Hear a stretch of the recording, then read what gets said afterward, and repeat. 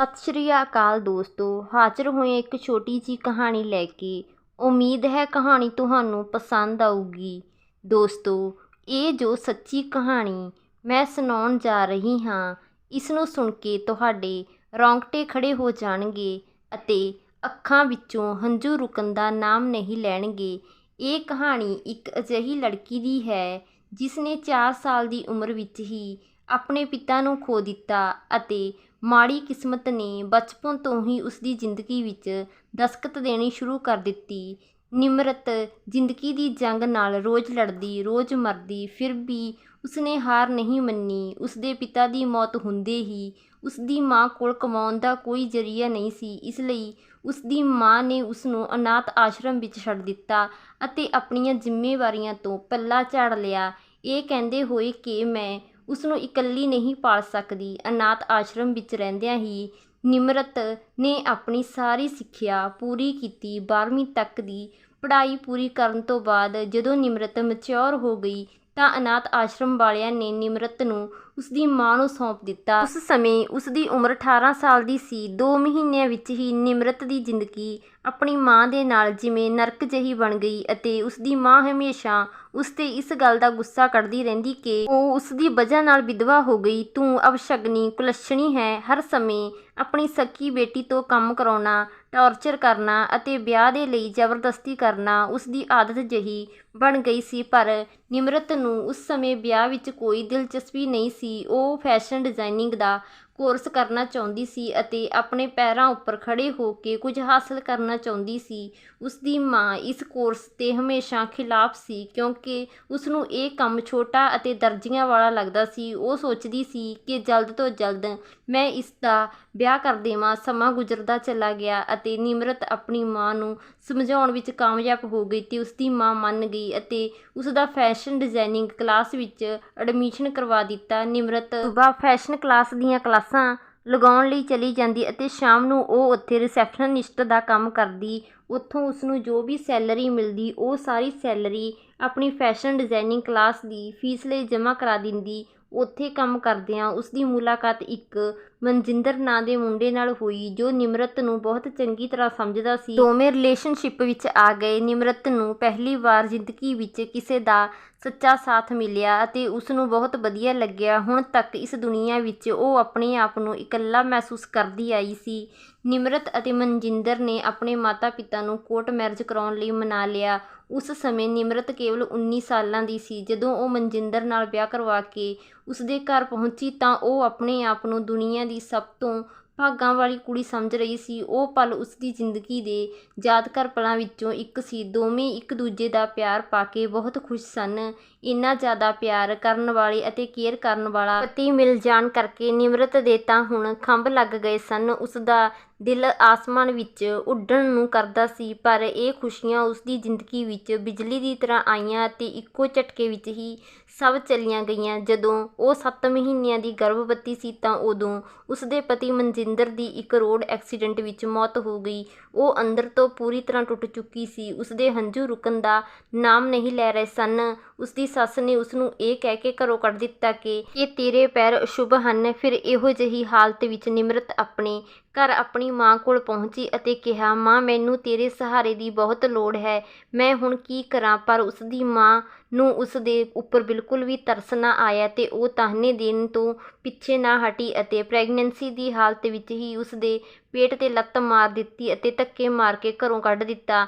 ਨਾ ਜਾਣੇ ਉਸਦੀ ਖੁਦ ਦੀ ਔਲਾਦ ਸੀ ਜਾਂ ਕਿਸੇ ਗੈਰ ਦੀ, ਨਿਮਰਤ ਸਮਝ ਨਹੀਂ ਸਕੀ ਅਤੇ ਆਪਣੇ ਆਪ ਨੂੰ ਇੱਕ ਲੜਕੀ ਹੋਣ 'ਤੇ ਕੋਸੀ ਜਾ ਰਹੀ ਸੀ। ਉਹ ਦਰਦ ਨਾਲ ਤੜਫ ਰਹੀ ਸੀ। ਉਹ ਰੋਂਦੇ ਰੋਂਦੇ ਪੈਦਲ ਹੀ ਦਿੱਲੀ ਨੂੰ ਚੱਲ ਪਈ ਅਤੇ ਚੱਲਦੇ ਚੱਲਦੇ ਉਸਦੇ ਪੈਰਾਂ ਵਿੱਚ ਛਾਲੇ ਹੋ ਗਏ। ਉਹ ਆਪਣੇ ਆਪ ਨੂੰ ਬਹੁਤ ਇਕੱਲਾ ਮਹਿਸੂਸ ਕਰ ਰਹੀ ਸੀ ਤੇ ਉਸਦੇ ਕੋਲ ਖਾਣ ਦੇ ਲਈ ਕੁਝ ਵੀ ਨਹੀਂ ਸੀ, ਨਾ ਹੀ ਰਹਿਣ ਲਈ ਘਰ। ਮਜਬੂਰ ਨਿਮਰਤ ਨੇ ਡਰਦੇ ਡਰਦੇ ਸੁੰਨਸਾਨ ਸੜਕ 'ਤੇ ਕਈ ਰਾਤਾਂ ਗੁਜ਼ਾਰੀਆਂ ਅਤੇ ਅਜਿਹੀ ਹਾਲਤ ਵਿੱਚ ਵੀ ਉਹ ਭੁੱਖੀ ਹੀ ਸੌਂਦੀ ਅਤੇ ਇੱਕ ਰਾਤ ਨੂੰ ਉਸਦੀ ਹਾਲਤ ਵਿਗੜਨ ਲੱਗੀ। ਫਿਰ ਉਸਨੂੰ ਬਲੀਡਿੰਗ ਦਿਸਣ ਲੱਗੀ। ਫਿਰ ਉਹ ਅਜਿਹੀ ਹਾਲਤ ਵਿੱਚ ਹੀ ਤੜਪਦੇ ਤੜਪਦੇ ਹਸਪਤਾਲ ਪਹੁੰਚੀ। ਪਰ ਬਿਨਾਂ ਬੱਚੇ ਦੇ ਪਿਤਾ ਦੇ ਉਸ 19 ਸਾਲ ਦੀ ਲੜਕੀ ਨੂੰ ਕੋਈ ਵੀ ਹਸਪਤਾਲ ਵਿੱਚ ਭਰਤੀ ਨਹੀਂ ਕਰ ਰਿਹਾ ਸੀ। ਸੁਬਾਹ 8 ਵਜੇ ਦੀ ਗਈ ਅਤੇ ਰਾਤ ਹੋ ਗਈ ਸੀ। ਉਹ ਵੀਲ ਚੇਅਰ 'ਤੇ ਬੈਠੀ ਸੀ, ਉੱਪਰ ਤੋਂ ਥੱਲੇ ਅਤੇ ਫਿਰ ਥੱਲੇ ਤੋਂ ਉੱਪਰ। ਉਸ ਨਾਲ ਇਹੀ ਹੁੰਦਾ ਰਿਹਾ। ਹੁਣ ਉਹ ਪੂਰੀ ਖੂਨੋ ਖੂਨ ਹੋ ਚੁੱਕੀ ਸੀ। ਇਹ ਸਭ ਤੋਂ ਦਰਦਨਾਕ ਪਲ ਸੀ। ਹਸਪਤਾਲ ਦੇ ਸਟਾਫ ਨੂੰ ਲੱਗ ਰਿਹਾ ਸੀ ਇਹ ਕਿਹੋ ਜਿਹੀ ਲੜਕੀ ਹੈ, 19 ਸਾਲ ਦੀ, ਬਿਨਾਂ ਬਾਪ ਤੋਂ ਡਿਲੀਵਰੀ ਲਈ ਇੱਥੇ ਆ ਗਈ। ਕਿਸ ਦਾ ਬੱਚਾ ਹੈ? ਕਿਉਂਕਿ ਜਦੋਂ ਤੱਕ ਔਰਤ ਦੇ ਨਾਲ ਉਸਦਾ ਪਤੀ ਨਹੀਂ ਹੁੰਦਾ, ਉਸਨੂੰ ਬਹੁਤ ਸਾਰੇ ਤਾਨੇ ਸੁਣਨ ਨੂੰ ਮਿਲਦੇ ਹਨ। ਫਿਰ ਰਾਤ ਨੂੰ ਕਿਸੇ ਤਰ੍ਹਾਂ ਇੱਕ ਡਾਕਟਰ ਨੇ ਉਸਦੀ ਡਿਲੀਵਰੀ ਕਰਵਾਈ। ਉਸਨੇ ਇੱਕ ਪਿਆਰੀ ਜਿਹੀ ਬੱਚੀ ਨੂੰ ਜਨਮ ਦਿੱਤਾ। ਜਦੋਂ ਉਸਨੇ ਆਪਣੀ ਬੱਚੀ ਨੂੰ ਗੋਦ ਵਿੱਚ ਲਿਆ ਤਾਂ ਉਹ ਖੁਸ਼ੀ ਨਾਲ ਰੋਣ ਲੱਗੀ, ਕਿਉਂਕਿ ਜਦੋਂ ਉਹ ਪ੍ਰੈਗਨੈਂਟ ਸੀ ਤਾਂ ਸਾਰੇ ਇਹੀ ਕਹਿੰਦੇ ਸੀ ਕਿ ਕਿਸ ਦਾ ਪਾਪ ਲੈ ਕੇ ਘੁੰਮ ਰਹੀ ਹੈ, ਇਸ ਬੱਚੇ ਨੂੰ ਗਿਰਾ ਦੇ। ਜੇ ਬੱਚਾ ਹੋਇਆ ਤਾਂ ਵੇਚ ਦੇਣਾ, ਜਾਂ ਫਿਰ ਜਿਸ ਕੋਲ ਔਲਾਦ ਨਹੀਂ ਹੈ ਉਸਨੂੰ ਦੇ ਦੇਣਾ। ਪਰ ਨਿਮਰਤ ਨੇ ਸੋਚ ਲਿਆ ਸੀ ਕਿ ਉਹ ਇਸ ਬੱਚੀ ਨੂੰ ਇਕੱਲੀ ਹੀ ਪਾਲੇਗੀ। ਅਜੇ ਵੀ ਉਸ ਦੇ ਦੁੱਖ ਦਰਦ ਘੱਟ ਨਹੀਂ ਹੋਏ ਸਨ। ਉਹ ਆਪਣੀ ਬੱਚੀ ਨੂੰ ਲੈ ਕੇ ਇੱਕ ਕਿਰਾਏ ਦੇ ਮਕਾਨ ਵਿੱਚ ਰਹਿਣ ਲੱਗੀ, ਪਰ ਕੁਝ ਸਮੇਂ ਬਾਅਦ ਹੀ ਮਕਾਨ ਮਾਲਕ ਦੀ ਮੌਤ ਹੋ ਗਈ। ਇਸ ਲਈ ਉਸਨੂੰ ਇਹ ਘਰ ਖਾਲੀ ਕਰਨਾ ਪਿਆ। ਪਰ ਉੱਥੇ ਹੀ ਰਹਿ ਰਹੀ ਇੱਕ ਔਰਤ ਨੇ ਉਸਨੂੰ ਸਹਾਰਾ ਦਿੱਤਾ। ਜਦੋਂ ਨਿਮਰਤ ਕੁਝ ਦਿਨ ਉੱਥੇ ਰਹੀ ਤਾਂ ਕੁਝ ਦਿਨ ਰਹਿਣ ਤੋਂ ਬਾਅਦ ਉਹ ਔਰਤ ਵੀ ਆਪਣੀ ਅਸਲੀ ਔਕਾਤ 'ਤੇ ਆ ਗਈ ਅਤੇ ਉਸਨੇ ਕਿਹਾ ਕਿ ਜੇਕਰ ਇੱਥੇ ਰਹਿਣਾ ਹੈ ਤਾਂ ਉਸਨੂੰ ਕਾਲ ਗਰਲ ਦਾ ਕੰਮ ਕਰਨਾ ਪਵੇਗਾ ਅਤੇ ਸਾਰੇ ਪੈਸੇ ਕਮਾ ਕੇ ਮੈਨੂੰ ਦੇਣੇ ਪੈਣਗੇ। ਨਿਮਰਤ ਹੁਣ ਨਵੀਂ ਮੁਸੀਬਤ ਵਿੱਚ ਫਸ ਗਈ। ਨਿਮਰਤ ਅੱਧੀ ਰਾਤ ਨੂੰ ਉਸ ਔਰਤ ਦੇ ਸੌਂ ਜਾਣ ਤੋਂ ਬਾਅਦ ਆਪਣੀ ਬੇਟੀ ਨਾਲ ਉਸ ਮਕਾਨ ਵਿੱਚੋਂ ਭੱਜ ਗਈ। ਹੁਣ ਨਿਮਰਤ ਉੱਥੋਂ ਉਹ ਮਕਾਨ ਛੱਡ ਕੇ ਭੱਜ ਤਾਂ ਆਈ ਸੀ, ਪਰ ਇਹ ਨਹੀਂ ਪਤਾ ਸੀ ਕਿ ਹੁਣ ਜਾਣਾ ਕਿੱਥੇ ਹੈ। ਫਿਰ ਦਿੱਲੀ ਵਿੱਚ ਹੀ ਉਸਨੂੰ ਇੱਕ ਅਨਾਥ ਆਸ਼ਰਮ ਵਾਲੀ ਦੀਦੀ ਮਿਲੀ ਜੋ ਨਿਮਰਤ ਨੂੰ ਜਾਣਦੀ ਸੀ। ਨਿਮਰਤ ਨੇ ਉਸਨੂੰ ਮਦਦ ਦੀ ਗੁਹਾਰ ਲਗਾਈ ਕਿ ਉਸਨੂੰ ਇੱਕ ਛੱਤ ਦੀ ਜ਼ਰੂਰਤ ਹੈ ਅਤੇ ਉਹ ਕਿਰਾਏ ਦੇ ਪੈਸੇ ਵੀ ਭਰ ਦੇਵੇਗੀ, ਬਸ ਰਹਿਣ ਲਈ ਜਗ੍ਹਾ ਦੇ ਦਿਓ। ਉਸ ਸਮੇਂ ਨਿਮਰਤ 'ਤੇ ਮੁਸੀਬਤ ਦਾ ਹੜ੍ਹ ਆ ਗਿਆ ਸੀ। ਉਸਦੀ 3 ਮਹੀਨਿਆਂ ਦੀ ਬੱਚੀ ਨੂੰ ਉਸ ਸਮੇਂ ਆਪਣੀ ਮਾਂ ਦੀ ਸਭ ਤੋਂ ਜ਼ਿਆਦਾ ਜ਼ਰੂਰਤ ਸੀ, ਪਰ ਉਸਨੇ ਹਾਰ ਨਹੀਂ ਮੰਨੀ। ਉਸਨੇ ਆਪਣੀ ਬੇਟੀ ਲਈ ਇੱਕ ਡੇ ਕੇਅਰ ਰੱਖ ਲਈ ਅਤੇ ਉਸ ਕੋਲ ਬੱਚੀ ਨੂੰ ਛੱਡ ਕੇ ਆਪਣੀ ਜੌਬ ਕਰਨ ਲਈ ਚਲੀ ਜਾਂਦੀ। ਉੱਥੋਂ ਸ਼ਾਮ ਨੂੰ ਆਉਣ ਤੋਂ ਬਾਅਦ ਆਪਣੀ ਬੇਟੀ ਦੇ ਨਾਲ ਸਮਾਂ ਬਿਤਾਉਂਦੀ। ਹੁਣ ਇਹ ਨਿਮਰਤ ਦਾ ਡੇਲੀ ਰੂਟੀਨ ਬਣ ਗਿਆ ਸੀ। 3-4 ਮਹੀਨੇ ਜੌਬ ਕਰਨ ਤੋਂ ਬਾਅਦ ਜੋ ਥੋੜ੍ਹੀ ਬਹੁਤੀ ਸੇਵਿੰਗ ਕੀਤੀ ਸੀ, ਉਸਨੇ ਦੁਬਾਰਾ ਤੋਂ ਫੈਸ਼ਨ ਡਿਜ਼ਾਈਨਿੰਗ ਕਲਾਸਾਂ ਵਿੱਚ ਐਡਮਿਸ਼ਨ ਲੈ ਲਈ। ਕਲਾਸਾਂ ਲਗਾਉਣ ਦੇ ਨਾਲ ਨਾਲ ਉਸਨੂੰ ਇਕੱਠੇ ਬਹੁਤ ਸਾਰੇ ਕੰਮ ਕਰਨੇ ਪੈਂਦੇ ਸਨ। ਆਪਣੀ ਬੇਟੀ ਨੂੰ ਪਾਲਣਾ, ਜੌਬ ਕਰਨਾ, ਡਿਜ਼ਾਈਨਿੰਗ ਕੋਰਸ ਸਿੱਖਣਾ। ਉਸ ਸਮੇਂ ਕੋਵਿਡ-19 ਦਾ ਕਹਿਰ ਸਾਰੀ ਦੁਨੀਆ ਵਿੱਚ ਪੂਰੇ ਜ਼ੋਰਾਂ ਨਾਲ ਫੈਲਿਆ ਹੋਇਆ ਸੀ। ਉਸ ਸਮੇਂ ਨਿਮਰਤ ਨੇ ਬੜੇ ਤੂਫਾਨਾਂ ਦਾ ਸਾਹਮਣਾ ਕੀਤਾ। ਹਾਲਾਂਕਿ ਉਸ ਸਮੇਂ ਪੂਰੀ ਦੁਨੀਆ ਵਿੱਚ ਉਥਲ-ਪੁਥਲ ਮਚਿਆ ਹੋਇਆ ਸੀ। ਕੋਵਿਡ ਦੇ ਦੌਰਾਨ ਨਿਮਰਤ ਦੀ ਜੌਬ ਛੁੱਟ ਗਈ ਤੇ ਹੁਣ ਉਸਦੇ ਹੱਥ ਵਿੱਚ ਇੱਕ ਵੀ ਪੈਸਾ ਨਹੀਂ ਸੀ। ਜਿੱਥੇ ਉਹ ਰਹਿੰਦੀ ਸੀ, ਉਹ ਦੀਦੀ ਵੀ ਉਸਨੂੰ ਫੋਰਸ ਕਰਦੀ ਕਿ ਪੈਸੇ ਚਾਹੀਦੇ ਹਨ। ਫਿਰ ਉਸ ਦੀਦੀ ਨੇ ਉੱਥੋਂ ਦਾ ਘਰ ਖਾਲੀ ਕਰਨ ਲਈ ਕਹਿ ਦਿੱਤਾ। ਉਹ ਕਹਿੰਦੇ ਹਨ ਕਿ ਪੈਸਾ ਹੀ ਸਾਰੇ ਰਿਸ਼ਤਿਆਂ ਨੂੰ ਬੰਨ੍ਹ ਕੇ ਰੱਖਦਾ ਹੈ, ਪੈਸਾ ਨਹੀਂ ਤਾਂ ਕੁਝ ਵੀ ਨਹੀਂ। ਧੱਕੇ ਮਾਰ ਕੇ ਉਸਦੀ ਬੇਟੀ ਨੂੰ ਅਤੇ ਉਸਨੂੰ ਉੱਥੋਂ ਕੱਢ ਦਿੱਤਾ ਗਿਆ। ਨਿਮਰਤ ਵਿਚਾਰੀ ਫਿਰ ਤੋਂ ਦਿੱਲੀ ਸ਼ਹਿਰ ਵਿੱਚ ਕਿਰਾਏ ਦਾ ਘਰ ਲੱਭਣ ਲੱਗੀ। ਮਕਾਨ ਮਾਲਕ ਨੂੰ ਗਿੜਗਿੜਾਉਂਦੇ ਹੋਏ ਪੈਰਾਂ ਵਿੱਚ ਡਿੱਗ ਕੇ ਕਹਿਣ ਲੱਗੀ, ਮੈਂ ਵਰਕ ਫਰੋਮ ਹੋਮ ਕਰੂੰਗੀ ਅਤੇ ਫਿਰ ਤੁਹਾਡੇ ਪੈਸੇ ਵੀ ਸਮੇਂ 'ਤੇ ਦੇ ਦਿਆ ਕਰੂੰਗੀ। ਮਕਾਨ ਮਾਲਕ ਦੇ ਦਿਲ ਵਿੱਚ ਉਸਦੀ ਛੋਟੀ ਬੱਚੀ ਨੂੰ ਦੇਖ ਕੇ ਦਇਆ ਆ ਗਈ। 2 ਮਹੀਨਿਆਂ ਦੀ ਮੌਲਤ ਦੇ ਦਿੱਤੀ, ਪਰ ਨਿਮਰਤ ਦੇ ਕੋਲ ਜਮ੍ਹਾਂ ਪੂੰਜੀ ਕੁਝ ਵੀ ਨਹੀਂ ਸੀ, ਕਿਉਂਕਿ ਕੋਵਿਡ ਤੋਂ ਪਹਿਲਾਂ ਉਸਦੇ ਖਰਚੇ ਵੀ ਬਹੁਤ ਹੁੰਦੇ ਸਨ।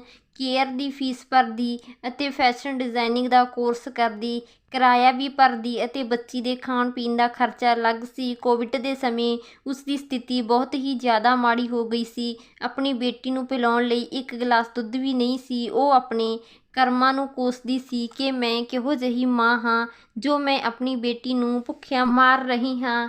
ਜਦੋਂ ਉਸਦੀ ਬੇਟੀ ਭੁੱਖੀ ਤਿਹਾਈ ਰੋਂਦੀ ਤਾਂ ਉਸਨੂੰ ਦੇਖ ਕੇ ਉਸਦਾ ਕਲੇਜਾ ਪਾਟਦਾ। ਫਿਰ ਉਹ ਉਸਨੂੰ ਪਾਣੀ ਵਿੱਚ ਖੰਡ ਘੋਲ ਕੇ ਬੋਤਲ ਵਿੱਚ ਪਾ ਕੇ ਉਹ ਘੋਲ ਪਿਆ ਦਿੰਦੀ। ਫਿਰ ਇਸੇ ਤਰ੍ਹਾਂ ਹੀ ਉਸਨੇ ਜਿਵੇਂ ਤਿਵੇਂ ਕਰਕੇ 4-5 ਦਿਨ ਕੱਢ ਲਏ। ਇਸ ਦੌਰਾਨ ਨਿਮਰਤ ਦੇ ਮਨ ਵਿੱਚ ਸੁਸਾਈਡ ਕਰਨ ਦਾ ਖਿਆਲ ਵੀ ਆਇਆ, ਪਰ ਆਪਣੀ ਬੱਚੀ ਦੀ ਮਾਸੂਮੀਅਤ ਦੇਖ ਕੇ ਉਸਦਾ ਮਨ ਬਦਲ ਗਿਆ ਕਿ ਮੇਰੇ ਜਾਣ ਤੋਂ ਬਾਅਦ ਇਸ ਦਾ ਕੀ ਹੋਵੇਗਾ, ਇਸ ਵਿੱਚ ਇਸ ਦਾ ਕੀ ਕਸੂਰ ਹੈ। ਉਹ ਆਨਲਾਈਨ ਜੌਬ ਲੱਭਦੀ, ਪਰ ਉਸਨੂੰ ਕੁਝ ਸਮਝ ਨਹੀਂ ਆਉਂਦਾ ਸੀ। ਫਿਰ ਉਹ ਆਨਲਾਈਨ ਇਹ ਤਲਾਸ਼ ਕਰਨ ਲੱਗੀ ਕਿ ਅਜਿਹੀ ਕਿਹੜੀ ਜਗ੍ਹਾ ਹੈ ਜਿੱਥੇ ਉਸਨੂੰ ਮਾਂ ਬੇਟੀ ਦੋਹਾਂ ਨੂੰ ਰੱਖਿਆ ਜਾ ਸਕੇ। ਤਾਂ ਉਸਨੂੰ ਇੱਕ ਮਾਂ ਦਾ ਸਵੀਟ ਹੋਮ ਦੇ ਬਾਰੇ ਪਤਾ ਲੱਗਿਆ ਉੱਥੇ ਪਹੁੰਚੀ, ਪਰ ਉਸਨੂੰ ਡਰ ਲੱਗ ਰਿਹਾ ਸੀ ਕਿ ਪਤਾ ਨਹੀਂ ਕਿਹੋ ਜਿਹਾ ਹੋਵੇਗਾ, ਕਿਉਂਕਿ ਉਸਨੇ ਆਪਣੀ ਜ਼ਿੰਦਗੀ ਵਿੱਚ ਬਹੁਤ ਧੱਕੇ ਖਾਧੇ ਸਨ। ਹਰ ਜਗ੍ਹਾ ਤੋਂ ਉਸਨੂੰ ਧੱਕੇ ਮਾਰ ਕੇ ਬਾਹਰ ਕੱਢ ਦਿੱਤਾ ਜਾਂਦਾ ਸੀ। ਉਹ ਆਪਣੀ ਜ਼ਿੰਦਗੀ ਤੋਂ ਨਿਰਾਸ਼ ਹੋ ਕੇ ਹਮੇਸ਼ਾ ਡਿਪਰੈਸ਼ਨ ਵਿੱਚ ਰਹਿੰਦੀ। ਉੱਥੋਂ ਦੇ ਪਾਊਡਰ ਨੇ ਨਿਮਰਤ ਨੂੰ ਬਹੁਤ ਮੋਟੀਵੇਟ ਕੀਤਾ। ਕਾਫੀ ਲੋਕਾਂ ਨੇ ਉਸ ਦਾ ਸਾਥ ਦਿੱਤਾ ਤੇ ਉਸਨੇ